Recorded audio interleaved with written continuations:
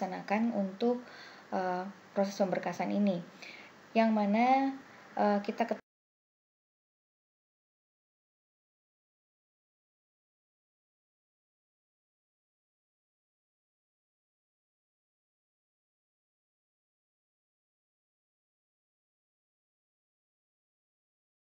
bahwasanya pemberkasan itu nanti dimulai dengan pengumuman kelulusan, di mana nanti kita akan melihat akumulasi dari nilai SKD, SKB yang berupa praktik kerja itu, dan wawancara dan psikotes itu insya Allah akan didetailkan kalau dari Kemenak yang tahun 2018.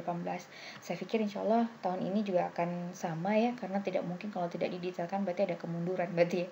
Nah, di sana kita akan melihat berapa jumlah total nilai kita dan ranking kita, dan jika kita memenuhi dari formasi yang disediakan dan kita mendapat ranking 1 atau ranking 2 sesuai dengan formasi yang disediakan, insya Allah berarti teman-teman dinyatakan lulus ya, sebagai CPNS gitu. Kemudian kita akan menunggu pengumuman pemberkasan. Pengumuman pemberkasan ini biasanya selain dari kementerian sendiri, itu juga biasanya dilakukan langsung oleh satuan kerja kita. Jadi misalnya teman-teman mendaftar di UIN Malang, maka kita akan langsung ke website UIN Malang itu sendiri untuk membuka informasi mengenai pemberkasan ini. Nah, pemberkasan itu sendiri biasanya ada dua. Kalau yang tahun 2018 itu ada dua, teman-teman. Yang pertama adalah pemberkasan secara online. Nanti katanya di Lopek kita itu akan keluar daftar riwayat hidup yang harus kita upload secara online. Tetapi juga harus ada pemberkasan fisik ya.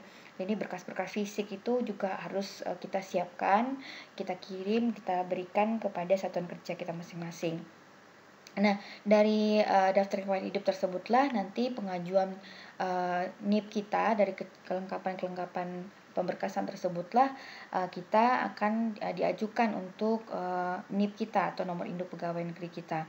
Nah, ini penting sekali untuk kita sikapi dengan sangat seksama, dan kita persiapkan dari sekarang, teman-teman. Harus optimis ya, harus optimis, insya Allah lulus gitu ya. Jadi teman-teman harus siapkan dari sekarang. Baik, saya akan sharing berdasarkan apa yang sudah saya cari juga, informasi yang didapatkan dari tahun 2018. Mungkin ini mungkin tidak akan persis sama, tapi saya pikir akan banyak hal yang kita bisa pelajari dari yang ini ya, teman-teman. Yang pertama, kita harus mempersiapkan berkas-berkas berupa yang pertama yaitu surat lamaran. Nah, kalau untuk tahun lalu itu bentuknya seperti ini, teman-teman. Jadi surat lamaran itu diberikan contohnya, masing-masing instansi akan mengupload, ada format yang harus kita isi. Nah, ini dia. Kepada yang terhormat Menteri Agama Republik Indonesia di Jakarta, tetap kepada Jakarta. Di sana kita menyebutkan nama, agama, pendidikan terakhir, nomor telepon yang bisa dihubungi ya. Kemudian dengan ini mengajukan permohonan untuk dapat diangkat menjadi calon pegawai negeri sipil Kementerian Agama 2019 nantinya, tentunya dengan jenis ketenagaan dosen, dan jabatan dosen sebagai apa gitu ya, formasi yang kita lamar, sesuai dengan formasi yang kita lamar. Nah, ini di bagian ini kita benar-benar harus hati-hati, teman-teman. Jangan sampai salah dengan yang kita lamar dulu. Nah, kalau dulu punya surat lamarannya, dibuka lagi deh gitu ya, formasi yang kita lamar dulu tuh apa gitu. Nah, di sini mungkin teman-teman harus benar-benar lihat lagi formasinya apa gitu ya, jangan sampai salah gitu, karena surat lamaran salah ini bisa fatal, teman-teman. Kemudian kita akan melampirkan beberapa buah berkas-berkas ya. Ini juga harus kita persiapkan dari sekarang ya. Kita coba untuk melihat kembali apakah semuanya ini sudah ada, ataukah memang harus segera diperbaharui, ataukah memang harus diperpanjang dan sebagainya. Yang pertama adalah fotokopi berwarna terbaru. Nah, ini jangan yang lama-lama, teman-teman. Terbaru 4x6 sebanyak 5 lembar. Kemudian biasanya tahun kemarin sama, berlatar belakang merah gitu. Kemudian fotokopi KTP. Nah, kalau teman-teman belum misalnya pengurusan KTP-nya dan sebagainya, itu harus benar-benar segera diselesaikan, teman-teman. Jadi harus diurus ya, surat keterangan dan lain sebagainya. Kalau bisa dari sekarang selesaikan lah ya pengurusan KTP itu. Kemudian fotokopi ijazah dan surat STTB terakhir dan transkrip nilai ya. Dan ini biasanya harus dilegalisir oleh pejabat yang berwenang gitu. Nah, ini yang harus diperhatikan juga pada proses fotokopi ijazah terakhir ya dan transkrip nilai ini. Biasanya kalau kita melegalisir itu, teman-teman, itu kan ada nomor surat ya. nomor suratnya, nomornya berapa ya. Kemudian nah biasanya karena kalau kita melegalisir itu kan biasanya ada beberapa lembar, kan nggak mungkin satu lembar aja gitu, beberapa lembar, 5 atau 10 gitu. Dan biasanya yang oleh petugas di kampus itu hanya diberi nomor itu pada yang lembar atasnya aja teman-teman. Nah itu dicek banget, kalau memang itu tidak ada nomornya, itu teman-teman terpaksa harus kembali ke kampus untuk melakukan legalisir terbaru ya. Kenapa? Karena saya takutnya ya kita tidak lengkap dalam memberikan berkas-berkas ya, jangan sampai menjadi permasalahan juga nantinya. Ini dicek dulu ya yang ada nomor legalisirnya itu nomor berapa gitu, yang lengkap gitu ya, stempel basah, tanda tangan, dan nomornya lengkap gitu. Kemudian fotokopi sertifikat pendidik ya, kalau teman-teman yang guru ini mungkin ya, kalau kita dosen kan tidak diwajibkan, meskipun sudah punya serdos tapi kita tidak disuruh untuk menyetor ini gitu. Tapi kalau teman-teman ingin tetap memasukkan, misalnya nanti ditanyakan di panitia di masing-masing satuan kerja. Kemudian daftar riwayat hidup yang ada materai, kalau sekarang sudah 10.000 teman-teman materainya ya. Kemudian surat pernyataan bermaterai juga 10.000, surat keterangan catatan kepolisian. Nah ini kalau yang sudah ada teman-teman pastikan jangan lebih dari 6 bulan. Takutnya kalau lebih dari 6 bulan biasanya bermasalah, harus diperpanjang ya. Kita coba untuk melakukan pendaftaran dari sekarang ya, nanti kapan diadakan, karena kalau saya tidak salah itu tahun lalu itu cuma 2 minggu waktu pemberkasannya teman-teman, dan itu agak riuh dan antri banget gitu ya kalau kita di mana-mana mulai melakukan SKCK pada masa yang sama. Saya pikir sih nggak masalah lah, dari awal ya kita mulai dari sekarang SKCK ini kita urus. Harganya juga nggak mahal kok, 30.000 ya, ketimbang nanti terburu-buru nggak sempat waktu dan lain sebagainya gitu. Kemudian surat keterangan sehat jasmani dan rohani ini biasanya ada di rumah sakit setempat teman-teman, dan kita ada tesnya, ini juga butuh 3 hari ya, sama dengan surat keterangan bebas narkoba ini bahkan bisa sampai 1 minggu kalau ada kendala teman-teman. Jadi kita harus benar-benar siapkan dari sekarang ya untuk surat keterangan jasmani dan rohani dan surat keterangan bebas narkoba ini. Tapi ini ada sebaiknya saran saya memang juga harus kita tunggu pengumuman kalau yang ini sih, surat keterangan jasmani dan rohani ini. Karena kalau dari tahun lalu itu ada rekomendasi instansi ataupun rumah sakit yang diminta langsung oleh satuan kerja. Nah kalau kayak gini kan agak ribet juga ya, artinya kalau misalnya kita siapkan dari sekarang itu agak mahal juga. Untuk bebas narkoba dan keterangan jasmani dan rohani ini dulu 450 ya, kalau sekarang mungkin sudah naik lagi. Nah ini kan lumayan ya, kalau daripada mau bazir nanti mungkin kita bisa tunggulah dulu pengumumannya, kita harus bersabar dulu lah untuk ini gitu. Kemudian kita tanda tangan seperti biasa. Nah ini adalah hal-hal yang sangat penting teman-teman di surat lamaran. Jangan sampai ini kita miss satu pun gitu ya, benar-benar. Dan ini nanti ditulis tangan ini semua teman-teman, yang bagian-bagian yang titik-titik. Nah yang kedua kita lanjut ke yang mengisi daftar riwayat hidup. Nah dari tahun lalu itu modelnya seperti ini teman-teman, mulai dari pas foto hitam putih. Nah ini ya pas fotonya hitam putih lagi nih, 3x4, berarti juga harus disiapkan juga nih ya. Kemudian nama lengkap kita, kemudian NIP ya, kalau NIP-nya pengajuannya udah keluar, saya juga nggak ngerti nih gimana menulisnya, nanti bisa kita tanyakan ke satuan kerja ya. Kemudian pangkat dan golongan ruang, kalau teman-teman yang sudah punya pangkat dan golongan mungkin ya, yang mungkin sudah dosen tetap non PNS. Kemudian tempat lahir dan tanggal lahir, jenis kelamin ya, status dan alamat rumah dan sebagainya. Ini masih keterangan perorangan yang standar banget teman-teman. Cuman di sini tinggi, berat badan, rambut, bentuk muka, ciri khas, cacat tubuh, kegemaran, ini yang harus diperhatikan. Kemudian pendidikan, nah ini yang harus kita perhatikan banget teman-teman. Untuk pendidikan itu ditulis sejak dari SD, SLTP, SLTA, kemudian kalau ada D1, D2 sampai S3 itu semuanya teman-teman. Jadi nama pendidikan, jurusan, tahun STTB, tanda lulus, ijazah tahun, tempatnya di mana. Nah, yang sulit itu adalah nama kepala sekolah, teman-teman. Nah, aduh ya, ini nyarinya lagi harus benar-benar dilihat tuh di ijazah kita masing-masing. Nah, kalau teman-teman sekarang misalnya berdomisili di kota yang bukan di kampung halaman dan ijazahnya masih di kampung halaman gitu kan, jadi dari sekarang itu harus dijemput, teman-teman ya, harus dikirim segera gitu ya, agar nanti tidak menjadi persoalan untuk mengetahui nama kepala sekolah pada waktu itu. Nah, ribet nggak tuh kalau dari SD? Ada juga teman-teman yang curhat di beberapa grup CPNS itu, malah katanya SD ku sudah bubar gitu.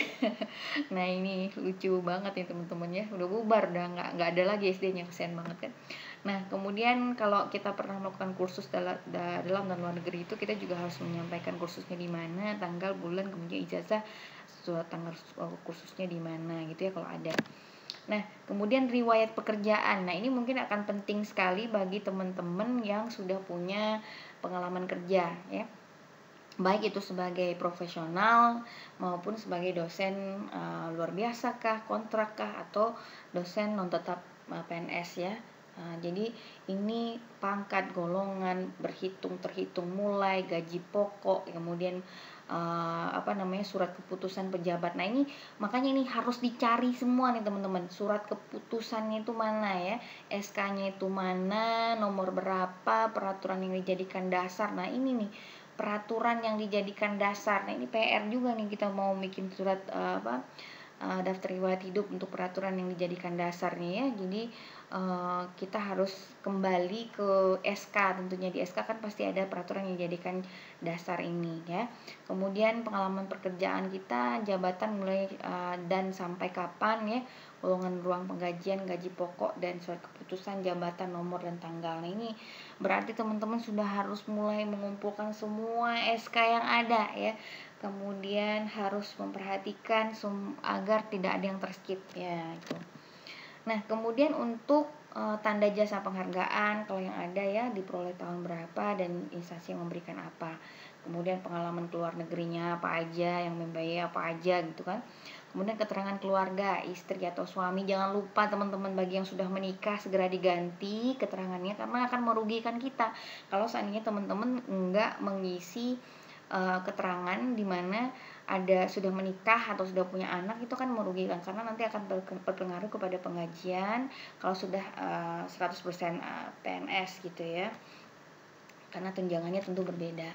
Kemudian juga tempat dan tentang lahir anak dan lain sebagainya, bapak dan ibu kandung, bapak dan ibu mertua, saudara kandung, dan selanjutnya ya. Kemudian keterangan organisasi. Nah, ini nama organisasi, kemudian nama pimpinannya ya. Nah, ini juga perlu. Kemudian semua mengikuti pada perguruan tinggi, pendidikan pada perguruan tinggi, nama organisasinya apa, kedudukan nama organisasi apa, nama pimpinan organisasi apa. Kemudian kalau selama selesai pendidikan atau selama menjadi pegawai di mana aja. Nah, jadi detail banget teman-teman, semua mengikuti pendidikan pada saat SLTA ke bawah, kemudian pada saat perguruan tinggi, kemudian selesai pendidikan. Nah, jadi pengalaman organisasi teman-teman tuh bener-bener diurut ya dari SLTA ke bawah. Nah, jadi bener-bener harus dicek lagi ya semuanya ya. Duh, SK-nya berarti dicari semua gitu ya. Nama pimpinan organisasinya nih yang agak susah nyarinya kan ya gak sih? Saya misalnya di SMA dulu siapa gitu kan ya, aduh pusing. Nah, kemudian keterangan lain-lainnya, berketerangan berkelakuan baik, keterangan berbadan sehat, keterangan lain yang dianggap perlu. Nah, ini berkelakuan baik ini diambil dari mana ya? SKCK kan? SKCK deh kayaknya. Kemudian kita harus tanda tangan, dan ini bermaterai juga ya teman-teman, untuk daftar riwayat hidup kita. Ini ditulis dengan tangan, harus ditulis dengan tangan sendiri, bukan kapital atau kabalok dengan tinta hitam. Nah, ya harus belajar nulis kapital yang bagus yang dari sekarang. Jika ada yang salah dicoret dan yang dicoret tersebut tetap terbaca, kemudian yang benar dituliskan di atas atau di bawah dan diparaf. Nggak boleh dicoret-coret teman-teman. Usahakan jangan dicoret-coret lah ya. Nah, setelah melakukan pengisian daftar riwayat hidup, kita menulis surat pernyataan teman-teman. Nah, surat pernyataannya bunyinya kayak gini nih tahun 2018.